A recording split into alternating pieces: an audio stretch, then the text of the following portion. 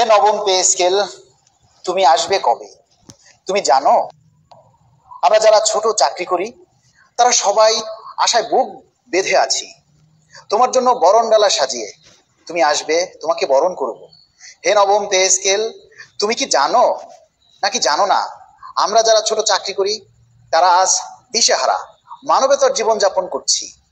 বর্তমান ঊর্ধ্বগতির বাজার দর আমাদের খেয়ে পরে বেঁচে থাকাই দায়। আমরা আর পারছি না আত্মীয় স্বজনদের মৌলিক চাহিদাটুকুও পূরণ করতে। তোমার আসার কথা প্রতি 5 বছর পর পর পূর্বের নিয়ম অনুযায়ী। 2020 সালে কিন্তু তুমি আসনি। আমরা হতাশা নিয়ে 10টি বছর পার করেছি অতি কষ্টে। বেড়েছে ঋণের বোঝা, সংসারের খানি টানতে টানতে 2015 সাল আর 25 সাল বেড়েছে নিত্য প্রয়োজনীয় পণ্যের দাম 2 গুণ, 3 গুণ, 4 গুণ, 5 গুণ কিংবা তারও বেশি। 2025 সাল এলো, তুমি কথা দিয়েছো তুমি আসবে। আমরা আশায় বুক বেঁধেছি, এখন তোমার আসার অপেক্ষায় আমরা দিন গুনছি। তুমি দ্রুত এসো, আমরা অধীর আগ্রহে বসে আছি তোমার পথ চেয়ে। হে পে স্কেল।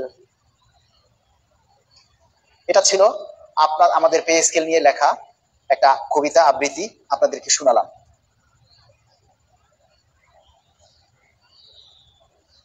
আসলে আমি নিজেকে নিয়ে কখনো গর্ব করি না।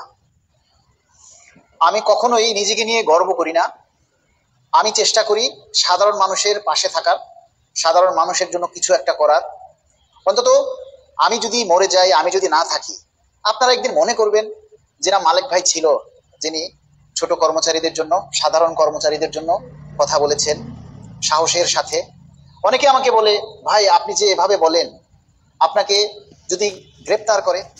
আমি তো বললাম যে গ্রেপ্তার করলে করবে, আমি তো সরকারের বিপক্ষে বলছি না, আমি তো রাষ্ট্রদ্রোহী কথা বলছি না, আমি অধিকার নিয়ে কথা বলছি, মানুষের অধিকার প্রতিষ্ঠার জন্য কথা বলছি।